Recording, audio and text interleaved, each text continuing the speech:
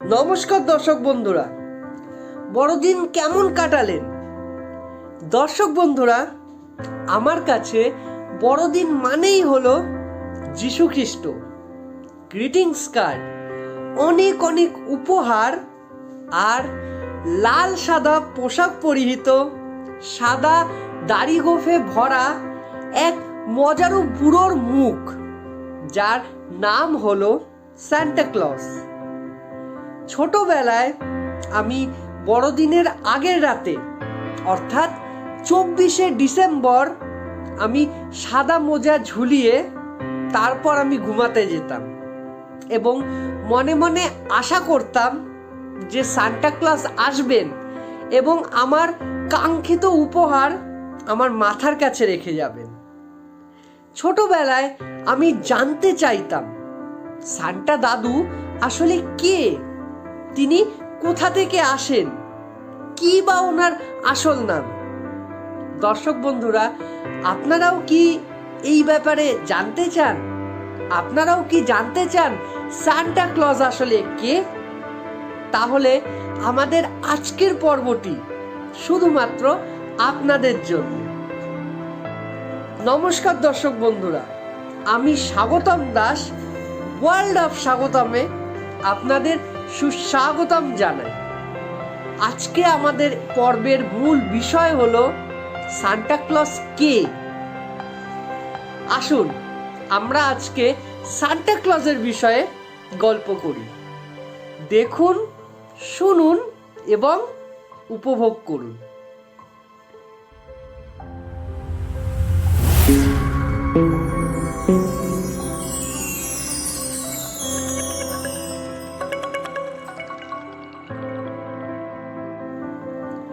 আট থেকে 80 সকলের প্রিয় এই মানুষ হলেন সান্টা ক্লজ।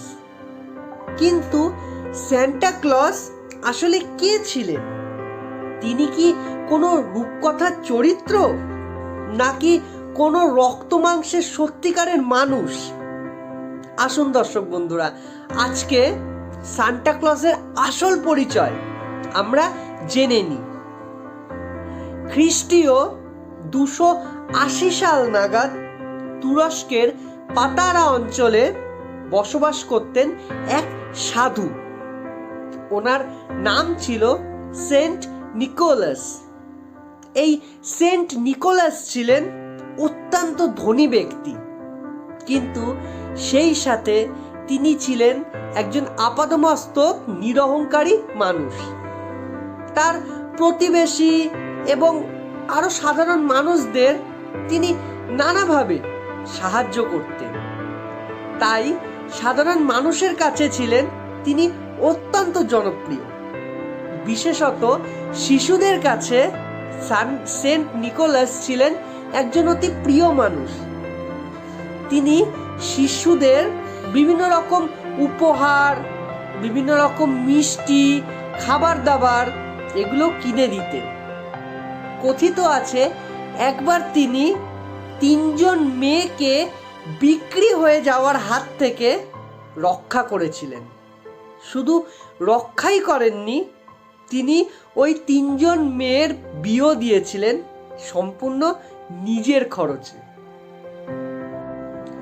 1773-74 সাল নাগাদ একটি পত্রিকার মাধ্যমে নেদারল্যান্ডের বসবাসকারী একটি ডাচ পরিবারের কথা জানা যায়, যারা সেন্ট নিকোলাসের মৃত্যুবার্ষিকী পালন করতেন।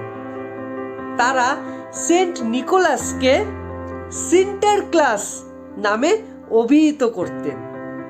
পরবর্তীকালে এই সিন্টারক্লাস থেকেই সান্টা ক্লজ নামটির উৎপত্তি।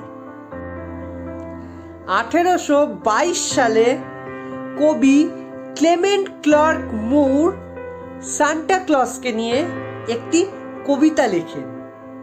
সেই কবিতাটির মূল সারমর্ম ছিল একটি লাল পোশাক পরিহিত, সাদা দাড়িওয়ালা একটি দাদু মার্কা সাধু একটি 8খানা হরিণ টানা স্লেজ গাড়িতে করে শিশুদের উপহার বিতরণ করছেন।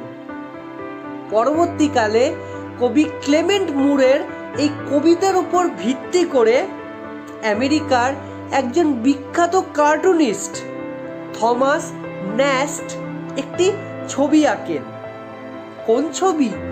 আমরা বর্তমানে সান্টা ক্লজের যে ছবিতে আমরা দেখতে পাই, সেই ছবিটি সর্বপ্রথম আঁকেন এই চিত্রকর থমাস ন্যাস্ট। পরবর্তীকালে থমাস ন্যাস্টের এই চিত্রটি পৃথিবীতে তুমুলভাবে জনপ্রিয় হয়েছিল এবং বলা বাহুল্য এই ছবিটির মাধ্যমেও আমাদের সান্টা ক্লজ সারা পৃথিবীতে তুমুলভাবে জনপ্রিয় হয়েছিলেন। এভাবেই সারা বিশ্ব জুড়ে সান্টা ক্লজের বিভিন্ন গল্পগাথা ছড়িয়ে আছে। মিথ ভেঙে আজ সান্টা ক্লজ আমাদের অতি কাছের মানুষ। সান্টা ক্লজকে ছাড়া বড়দিন জাস্ট ভাবাই যায় না। সান্টা ক্লজের কাছ থেকে উপহার পাওয়ার জন্য ছোট থেকে বড় সবাই কিন্তু আমরা উন্মুখ হয়ে থাকি। সবাই কিন্তু আমরা আশা করি কোনো এক রাতে মাথার কাছে সান্টা ক্লজ আমাদের কাঙ্ক্ষিত উপহারটি দিয়ে যাবে। আপনারাও কি ছোটবেলায় সান্টা ক্লজের কাছ থেকে উপহার পেতেন বা সান্টা ক্লজের কাছ থেকে উপহার পাওয়ার আশা করতেন? যদি করে থাকেন দর্শক বন্ধুরা, তাহলে কিন্তু কমেন্ট বক্সে অবশ্যই লিখে দেবেন যে আপনারা সব থেকে কোন জিনিসটা আপনারা আজও সান্টা ক্লজের কাছ থেকে চান। সান্টা ক্লজের কাছ থেকে আজও কোন জিনিসটা আপনারা পাওয়ার আশা করেন? বলুন দর্শক বন্ধুরা, আজকের আমাদের এই ছোট্ট পর্বটি আপনাদের কেমন লাগলো?